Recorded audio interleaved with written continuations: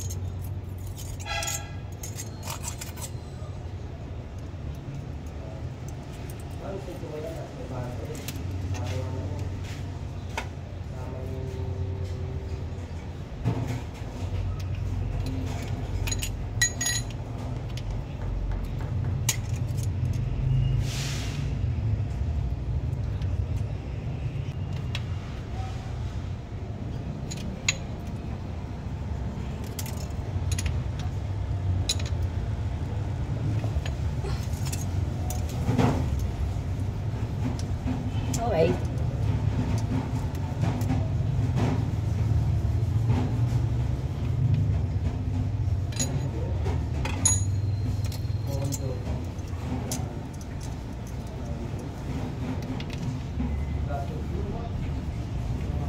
Yun, medyo ganit lang siya.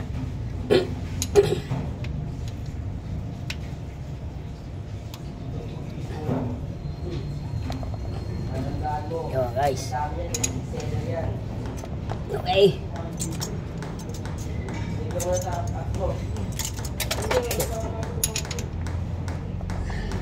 Okay. Ang sunod natin guys ay 3. Ang intake na 4 ay tutukod dito po.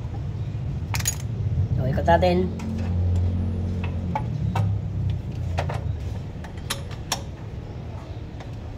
So mas maganda guys kung mahahawakan nyo to para maalalaman nyo kung umangat na siya o bumaba.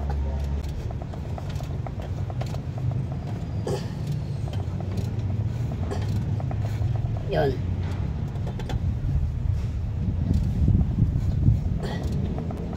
Yun. Yan. Ibig sabihin yan guys, nakatres yan. Yun. Okay. Nakatres yan kasi tukod yung ating intake na 4. Yun ang susunod nating i-tune up.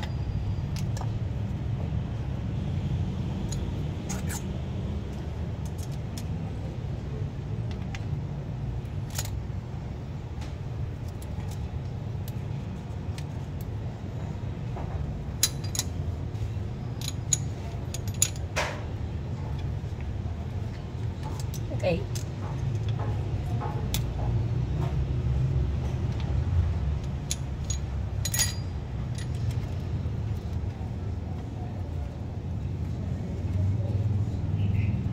Okay.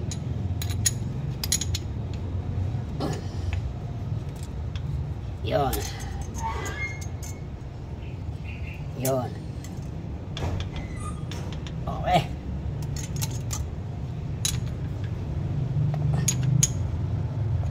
Ngayon guys, ang sunod natin ay 4. Yung ating dos na intake ay gagalaw. Ito guys. Aangat to, tapos aangat tapos bababa ng konti. Dito tayo sa 4 ngayon ang sunod. Itong dos ang gagalaw dyan.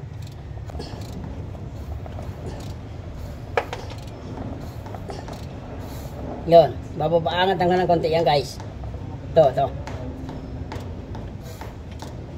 Yun. Ibig sabihin, nagka-4 yan. Okay?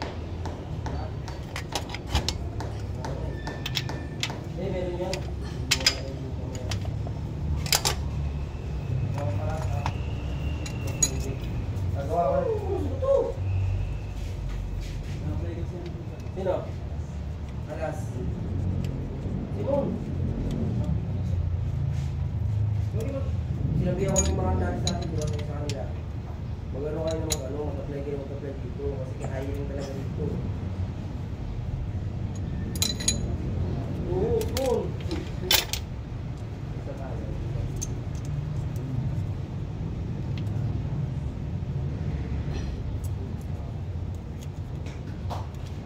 Dala ko na tambahin, dala tayo ako. Oo nga, malapit na sila ako.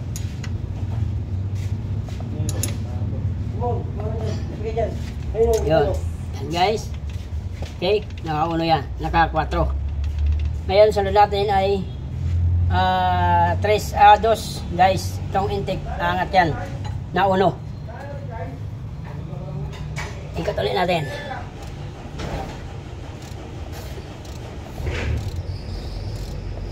Yan, angat yan. Tapos bababa ng bagya. Pagbaba ng bagya, yun na yung 2.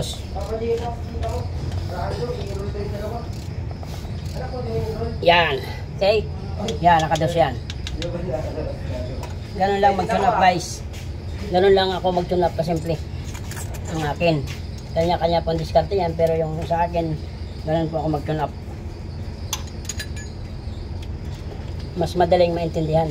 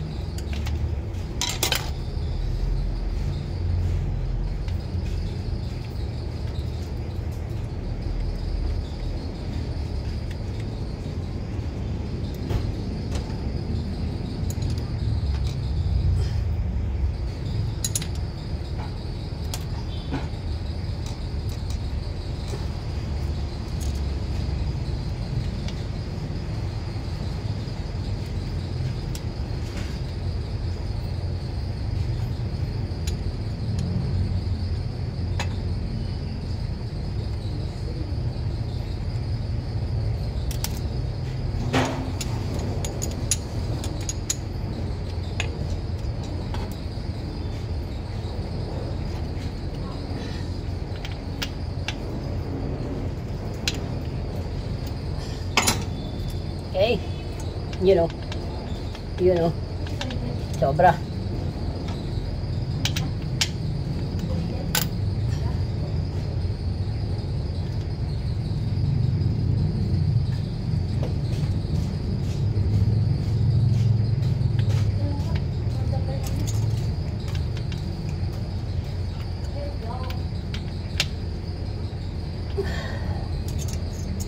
Yun. Okay. Yan yung ating tune up. Okay guys. Yan. Tapos na natin tune up yan. Ngayon, ang sunod kong video niyan guys ay paandarin na natin pagkatapos natin ito. So magkakabit pa ako ng crankcase. Ngayon, sa baba naman crankcase muna. Tapos lalagyan natin cover. Tapos paandarin na natin guys. So standby muna guys. Maraming salamat po. Ganun lang ako mag-tune up sa 4H 1, 4H G1. Ganun lang ang clearance na binibigay ko. 0.18mm. Yan. Okay. Ayan guys, nabuo na natin yan. Bali, paandarin na natin yan guys. Yan. Kompleto na yan. So, start natin. Bali, palalabasin muna natin ang crudo niyan guys.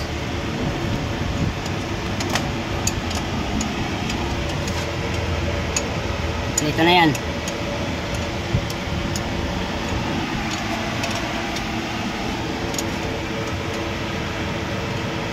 Kailangan lumabas yan dyan sa mga nozzle na yan.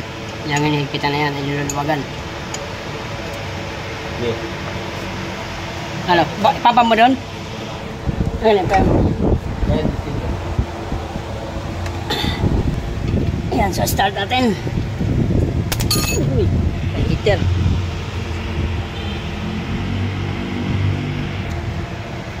Okay. Yeah, flashlight ko para maliwanag.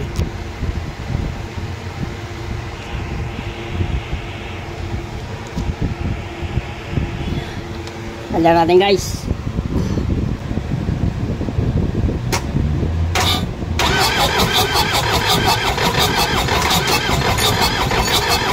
Yun guys, may lumabas na. Saka natin ngayon isasara yung ating mga tubo. Yan, lumabas na yan.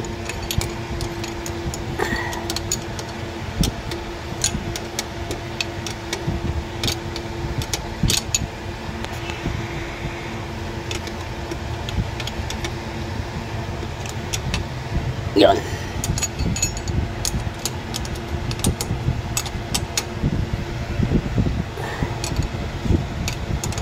Yun.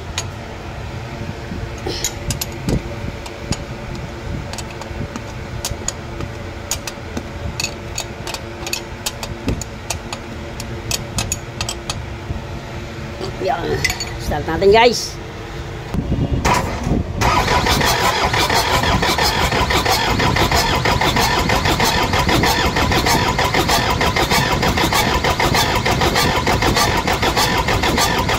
Ba't parang singaw?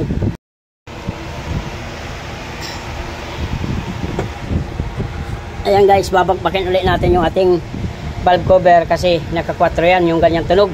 Parang mayroon siyang backfire sa ating intake. Ibig sabihin yan, yung kaninang timing, mali yun. Wala kasi pala tandaan yan kasi inikutan natin ang inikot yung ating sigunyal. So ngayon, pwedeng naka-4 yun. Kaya ang gagawin natin, tatanggal natin ulit.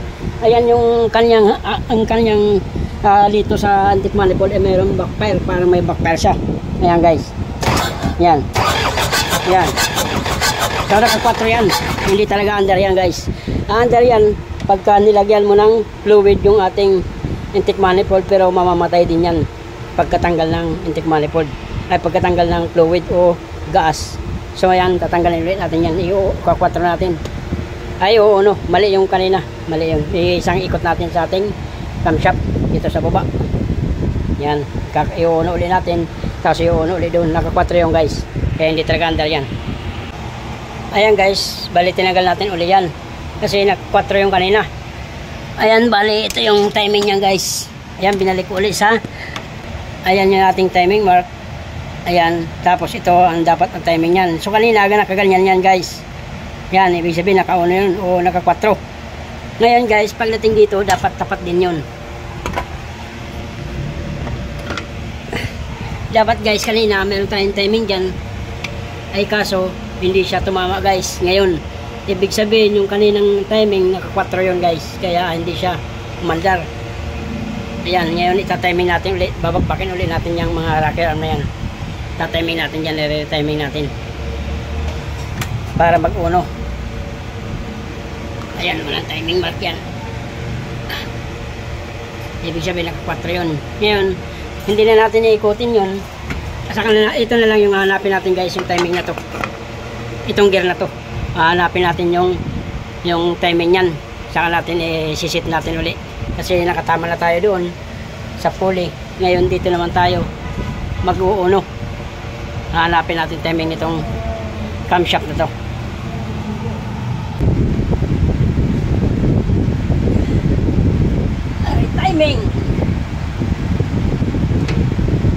Timing tayo nito.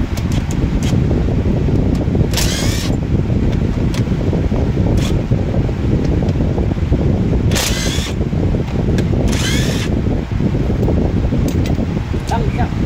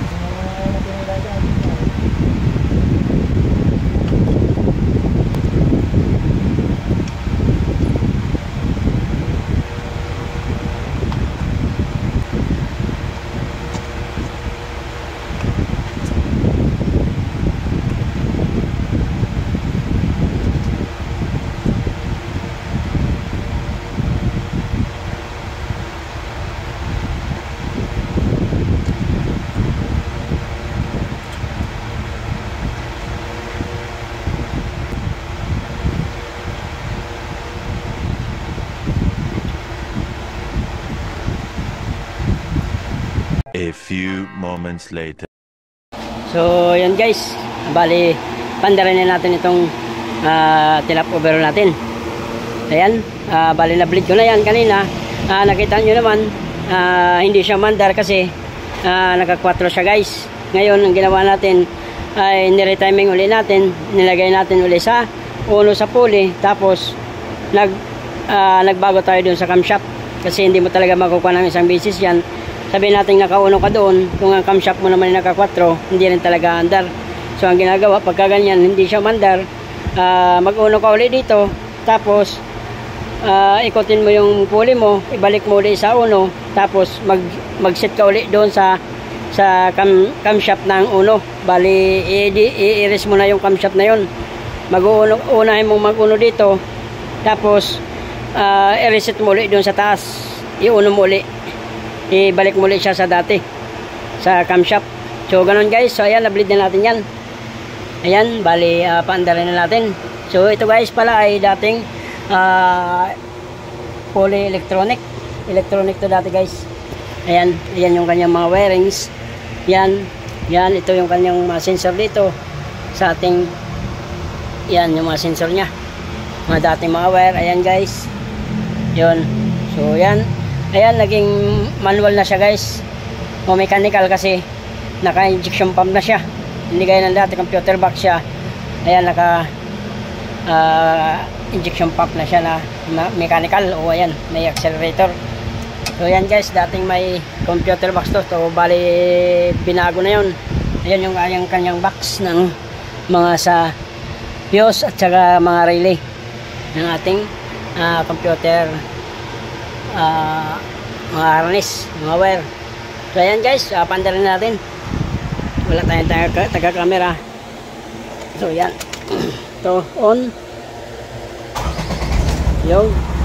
Start. So ayan guys. Ito guys, dati ang history nito ay mayroong usok dito sa ating dipstick. So yan guys, napakalinis. Wala pong usok na lumalabas na dyan. Ayan guys. Yun. Ito po. Yan. Tapos dito, ating filler cap o salinan. Ayan guys. Yan. Wala pong usok yan guys. Ayan. Ngayon, pag na-break in pa yan, lalo pang titining ang andar yan guys. Pag na-break in pa na maayos yan. Ayan, wala pong lumalabas na langis dyan. Dati may nagtatalsikan na langis yan guys. Yung, pag na-break in pa yan, mawawala na po yung ano yan. Yan. Wala na po langis na lumalabas dyan. Okay? So yun ang ating naging problema dito, yung blue bay. Yun. Bali, yan ang ating ginawa. Dito naman guys, wala na pong lalabas dyan. Ayan. Dati may putik dyan, may langis. Ayan po, mayroon yan pero mga tira-tira na lang yan guys. Yun, dati mayroon dito yan, dumi. Ay langis na talsik. So yun ang ating ginawa. Bali, bibreakin natin yan. Ngayon ay alauna ng hapon. So, breakin natin hanggang alas 4. Ayan natin umandar yan para ma-breakin na maayos yung ating piston. Tapos ating piston ring para mahasa siya na maayos o lumapat. Yan ang ano natin dyan guys. So ganun, isa na namang truck ang ating napagana ngayon guys. Yan. Isang truck na naman ang ating nabuhay. Medyo na ginawa na naman yung kanyang makina. Yan. 6 wheels na 4H F1. Dating may computer box. Ngayon, manual. So ayan na. Okay na, ganun lang guys. Pag nawawala na hindi umandar, ang 4H F1, 4H G1, i-retiming nyo lang. Sa pulley, mag-ikot ka ng isa sa crankshaft, tapos i-timing mo uli ng uno, tapos balik ka dun sa camshaft, i-retiming mo. Ganun lang yung guys, pagka ganito mga 4H F1, 4H G1, ganun lang ang technique nyan. So gaya na kanina, hindi siya umandar. So ibig sabihin, hindi naka-uno yun, naka-4 yun yung tinatahak natin kanina. So yan, nag-retiming tayo, nag-uno. So yun, 1 click. So isa pa. Ganun lang yung guys. So, 1 click. Ganun guys ang mga tirada dyan. Okay. So hanggang dito lang yung video guys. Please like, share, and subscribe. Paklik na rin ang notification bell para updated kayo sa aming susunod na papakitang video. 4H F1 ang makina. So ang kasunod natin gagawin dyan guys, meron sa ating magpapagawa na 4D35. Yun naman ay puso. 4D35 na puso. So yun ang ating gagawin. Sarang low ba yun? O check natin kung ano talaga ang kanyang problema. So hanggang dito na lang. Standby.